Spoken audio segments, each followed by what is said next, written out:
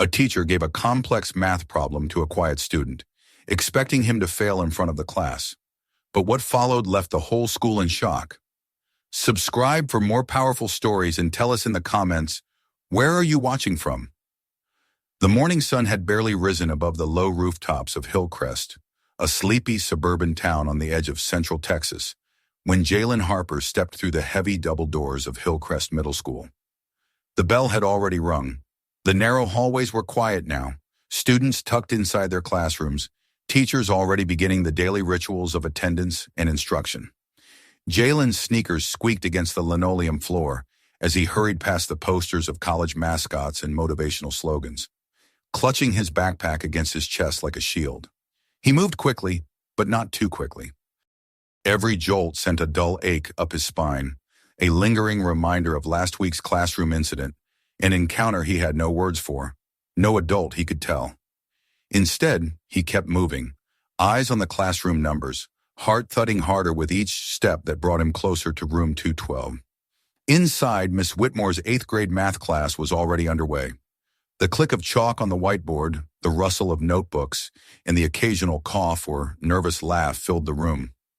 Veronica Whitmore, silver-haired and iron-voiced, stood at the front of the class, diagramming a basic algebraic expression. Her eyes flicked toward the clock the moment the door creaked open. Jalen appeared in the doorway, his shoulders slightly hunched, his expression wary. "You're late. Again," she said sharply, her voice slicing through the room like a blade. "Come in, Mr. Harper, and kindly spare us the excuses."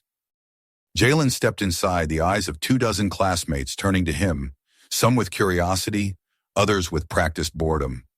He swallowed, his throat dry. "I'm sorry, Ms. Whitmore," he murmured, keeping his gaze low. "I was wondering if I could stand today. Just for today." A ripple of confusion passed through the classroom. Ms. Whitmore set the marker down and turned fully toward him, arms crossed. "You what? If I could stay standing?" he repeated more quietly this time. "My back. It still hurts." She raised an eyebrow, her lips tightening into a line of disdain. "Your back," she said slowly, the disdain rolling off each syllable. "Let me guess. Yesterday it was a dentist appointment. The day before your internet was out. And now we've arrived at your back." A few students chuckled. One of them, Marcus, whispered something to his friend and snorted. Jalen kept his eyes down, knuckles whitening around the strap of his backpack. "I'm not making it up," he said almost inaudibly. "Oh, I'm sure you're not," Ms. Whitmore replied. "But in my classroom, we follow directions. You sit when told. You learn what you're given. You don't make up rules for yourself. That's what structure means, Mr. Harper." "I can't sit," Jalen said again, more firmly this time. Silence fell, a charged, uncomfortable silence. Ms. Whitmore tilted her head, her tone softening, but only just. "Very well," she said after a pause. "If you insist on being different today, then let's test just how different you are." She turned back to the whiteboard, erased the simple algebra problem she had been working through, and began scribbling something far more complex in broad, confident strokes. The room watched in silence as loops, symbols, and foreign-looking notations appeared in a stream of confident motion. When she stepped back, the equation filled half the board. "This," she announced with a tight smile, "is a problem from our high school's AP Calculus curriculum. Not something you'll see in middle school, but perhaps you'd like to give it a try?" There was a murmur. Jalen stood still. He stared at the problem. The symbols were daunting, at first glance incomprehensible to anyone unfamiliar with them. But to him, they weren't foreign. He had seen their cousins before. In textbooks he'd read on late nights, in videos watched quietly in the corner of the public library, where no one would interrupt or question what he was doing. "I'll give you 5 minutes," Ms. Whitmore added, looking at her watch. "Solve it, or you can go straight to detention for the rest of the week." The laughter came back now, though tinged with uncertainty.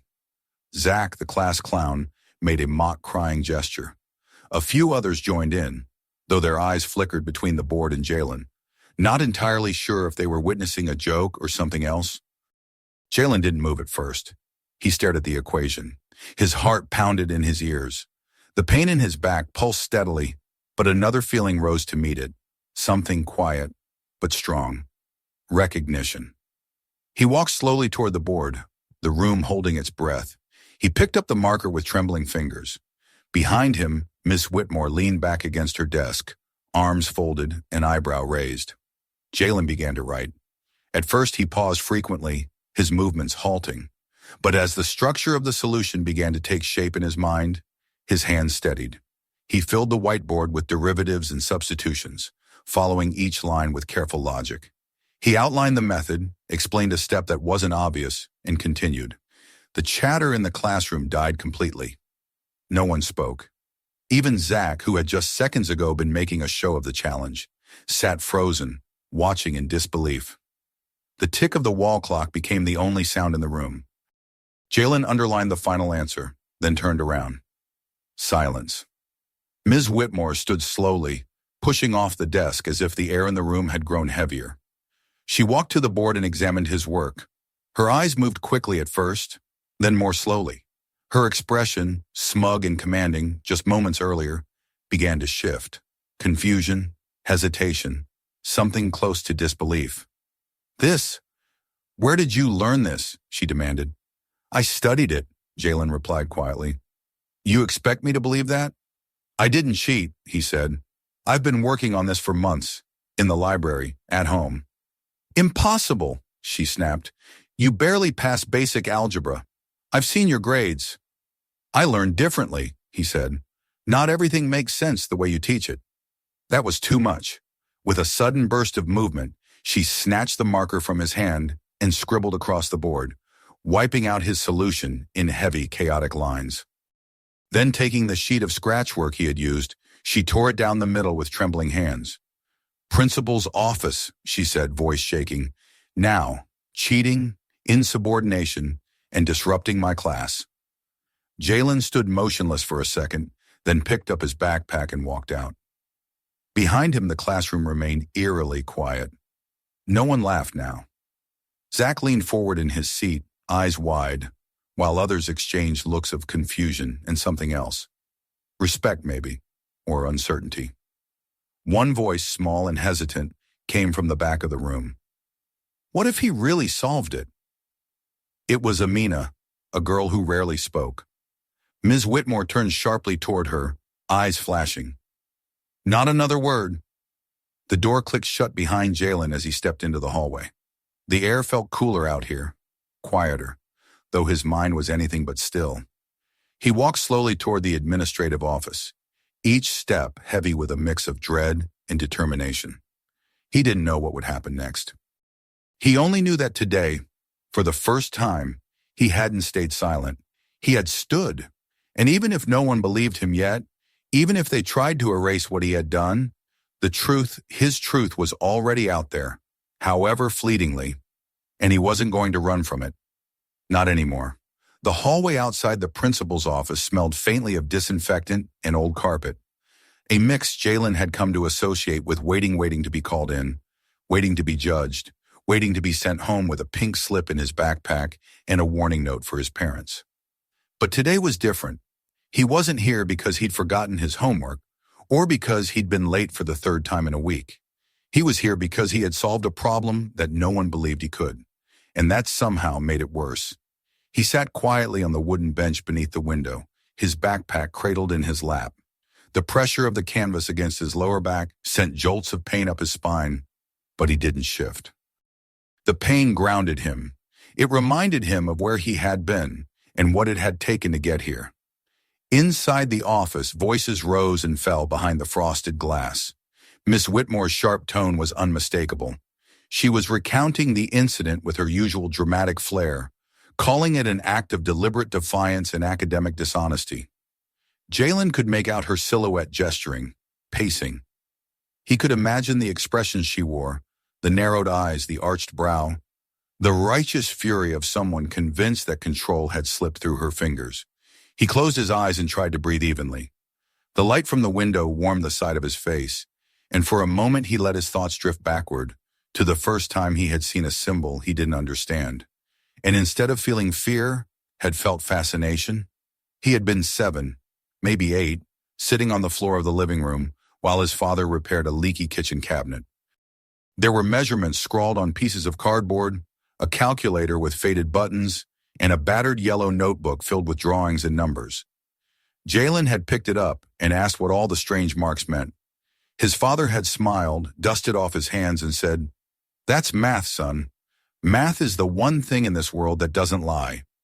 If you learn to read numbers, you can understand how the world fits together." The words had stayed with him. At first it was just curiosity. He'd flip through books at the public library while waiting for his mother to finish her shift. But as the years passed, curiosity deepened into something else. An obsession, maybe, or something more sacred.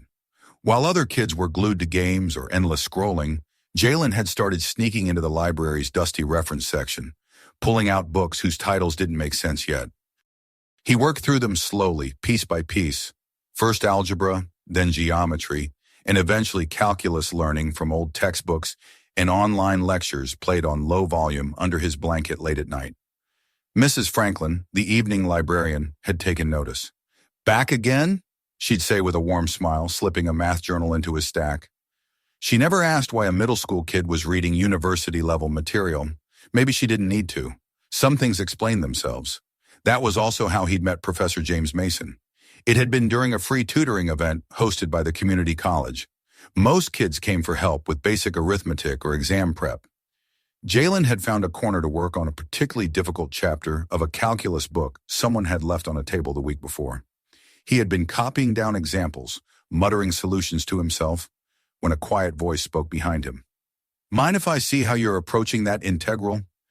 Startled, he had looked up into the face of a man in his late 50s, glasses perched on his nose, salt and pepper beard trimmed neatly. He introduced himself simply, "Jim Mason. I teach math over at the college." That had been the start. No formal program, no credit, just two people meeting at the library a few nights a week, scribbling equations and discussing abstract problems that most kids his age couldn't pronounce, much less solve. His parents didn't really understand what it all meant, but they supported him in quiet ways. His mother brought home discarded notebooks from the hospital's donation bin. His father began measuring things out loud during his weekend projects, inviting Jalen to double-check his work and smiling when the answers matched. They didn't have time to come to school functions or hover over his homework, but they had never told him to stop. The door to the principal's office opened with a sudden click. Mr. Kinney, the school secretary, looked out and gave Jalen a tight, unreadable smile. "Principal Everett will see you now." Jalen stood slowly, wincing as the muscles in his back protested. He entered the office, clutching the fraying strap of his backpack like a rope. Principal Everett sat behind his desk, the blinds half closed behind him, casting striped shadows across the worn wooden floor. He was a tall man in his late 40s, his face perpetually weary, as if every school day aged him twice as fast. He gestured toward the seat across from him, a cushioned chair that looked slightly more comfortable than the bench outside. "Have a seat, Jalen," he said in his usual even tone. Jalen hesitated for a beat, then carefully sat, shifting forward to avoid putting pressure on his lower back. Across the room, Ms. Whitmore sat ramrod straight in a visitor's chair, her lips pursed, her arms crossed like a closed gate. She didn't look at him. She didn't have to. Her entire body radiated judgment. "Ms. Whitmore has informed me of this morning's events," Principal Everett began, folding his hands in front of him. "She says you refused a direct instruction, disrupted the class, and then attempted to deceive her and your classmates by pretending to solve a problem far beyond your academic level." Jalen's throat went dry, but he forced himself to speak. "I didn't pretend, sir," he said. "I solved it. I've been studying calculus on my own for almost a year." Ms. Whitmore gave a sharp, derisive laugh. "He expects us to believe that? This is an 8th grader who barely scrapes by in my regular class.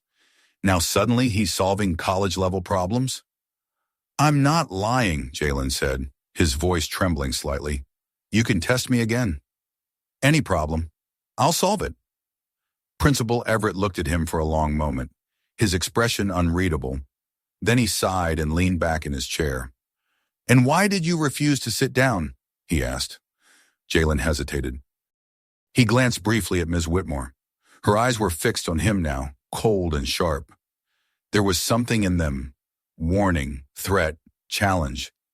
My back hurt, he said at last. From what? Jalen looked down at his hands, twisting in his lap. I fell, he said quietly. Miss Whitmore folded her arms tighter. He's fabricating, she said with cool authority. He's spinning this story to justify insubordination. It's a manipulative tactic. He's always been evasive. Just then, a knock at the door interrupted them. Mr. Kinney poked his head in. Sorry to intrude. Ms. Blake is asking to speak with you. Says it's about the Harper situation. Principal Everett raised his eyebrows. Send her in. Ms. Blake entered a moment later, her steps quick, her ponytail slightly disheveled as if she had hurried from the science wing. She glanced at Jalen with something like concern before looking at the principal. I heard what happened, she said, skipping any preamble. And I think you need to know something. Ms. Whitmore groaned audibly. This is a disciplinary matter, not a science fair. Actually, Ms. Blake said, turning to the principal, it has everything to do with Jalen's academic abilities.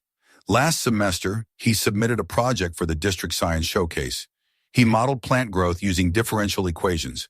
It won first in mathematics and third overall. Principal Everett blinked. That's not something I recall being brought to my attention. Jalen asked me not to make a big deal of it, Ms. Blake said.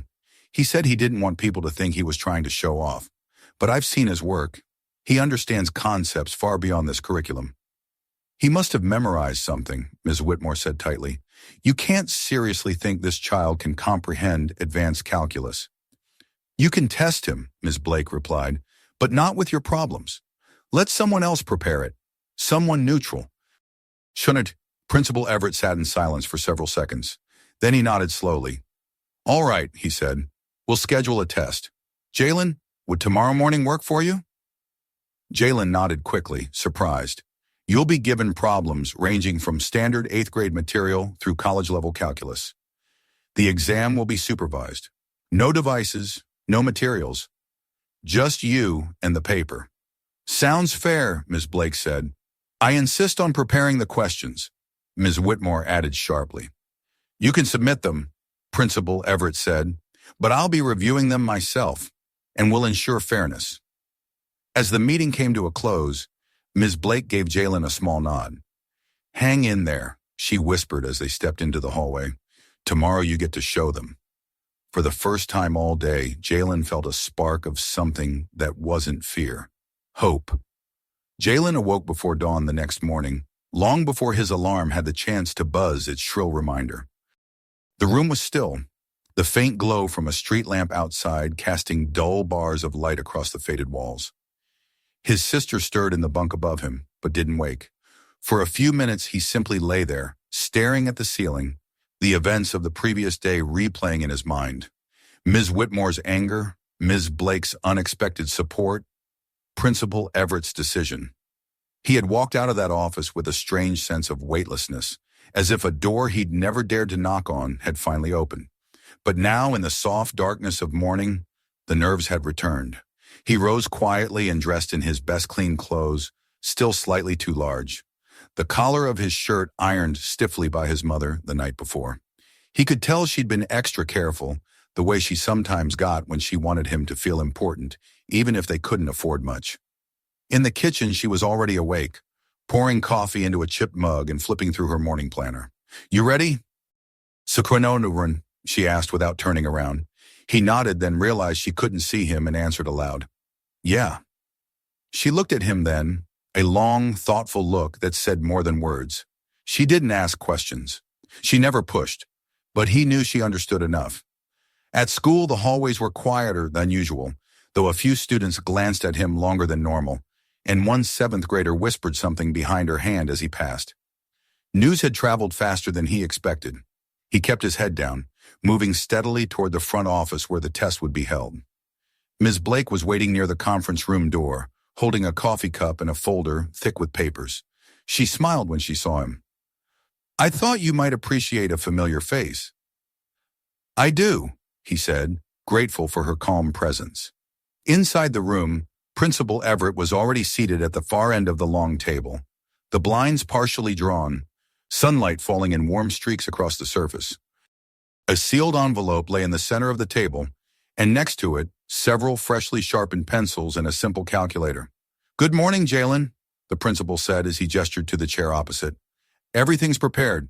This test includes a range of questions: 8th grade algebra, geometry, trigonometry, and advanced calculus. No time limit, but we blocked out 2 hours." Jalen nodded and sat down slowly, careful not to strain his back. The principal gave him a brief, reassuring look before opening the envelope and sliding the test toward him. "I'll stay in the room to monitor. Ms. Whitmore and Ms. Blake will wait outside." The two teachers exchanged glances, neither speaking. Ms. Blake gave Jalen a supportive nod before stepping into the hallway. Ms. Whitmore followed stiffly, her face unreadable. The test began with simple problems, questions Jalen could have answered in his sleep. He moved through them methodically, not rushing but not lingering either. By the second page, the difficulty increased: multi-step algebra, trigonometric identities, function transformations. Still, nothing he hadn't seen before. Then came the calculus: differentiation, integration, limits, chain rules, implicit differentiation. The problems were intricate but familiar. He worked through them steadily, recalling the hours he'd spent with Professor Mason in the library. The way the professor always insisted he explained not just what he was doing, but why. He followed each step with careful logic, writing neatly and precisely, annotating where he thought it might be helpful for whoever reviewed his answers. Time slipped away unnoticed. The anxiety that had gnawed at him in the morning had dissolved entirely, replaced by the focused calm that always came when he did math. When he wasn't proving anything to anyone, only following patterns he instinctively understood. 40 minutes in, he had reached the last page. He sat back for a moment, then raised his hand. Principal Everett looked up from his notes. "Need something?" "Could I get more paper?" Jalen asked. "I'd like to show an alternative method for 2 of the problems." The principal blinked in surprise, then stood and retrieved a fresh pad. He handed it to Jalen with a wordless nod. When the door opened again 20 minutes later, it was Principal Everett who stepped out. "He's finished," he said. "Asked for extra paper, actually." Ms. Blake raised her eyebrows. "Already?" "Finished the entire test and added more. He's confident." Ms. Whitmore frowned. "That's not possible. No one gets through that test in under an hour." "I watched him the whole time," Principal Everett said. "No notes, no assistance, no hesitation." Ms. Blake crossed her arms. "I think it's time we started believing he can actually do this." Inside the room, Jalen sat quietly, catching his breath, the last pencil beside him worn down to the eraser. When the principal returned, he smiled faintly. "Nice work, Jalen. We'll review everything carefully and I'll call you back at lunch to discuss the results." Jalen nodded and gathered his things. As he left the room, he noticed several students watching him from down the hallway. Whispers trailed behind him, not with scorn this time, but with something that sounded like curiosity. He didn't mind. Not today. By lunch, the tension in the principal's office was palpable. Jalen returned to find Ms. Blake and Ms. Whitmore seated opposite each other, the test papers between them. Ms. Whitmore's expression was tight. Ms. Blake looked almost serene. Principal Everett stood as Jalen entered and gestured to the third seat. A small pillow had been placed on it, and Jalen paused, startled by the unexpected gesture of kindness. He sat slowly, grateful for the support. "I've reviewed your test," the principal began, "as have both Ms. Whitmore and Ms. Blake. Before we discuss the results, do you have anything you'd like to say?" Jalen shook his head. "No, sir, I think the work speaks for itself." Principal Everett smiled faintly. "Indeed it does." He lifted the packet. "You completed every question correctly," he said. "Even on the advanced calculus problems, you not only demonstrated clear logic, but in 2 instances provided alternate solutions that reflected creativity and deep understanding." He turned to Ms. Blake. "Would you share your assessment?" Ms. Blake leaned forward. Jalen's responses were clear, thoughtful, and methodologically sound. His reasoning was advanced, especially in how he justified his steps. The alternative approaches were particularly impressive, rare, even in high school seniors. He didn't just solve the problems, he showed he understood them on a conceptual level. And Ms. Whitmore? The principal asked, his voice carefully neutral. She hesitated, then cleared her throat. The algebra and geometry portions were accurate, she said stiffly.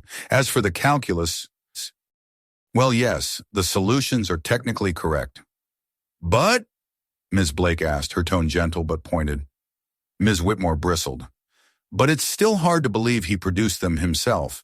The sophistication of the methods, it's not typical. It suggests outside influence. Coaching.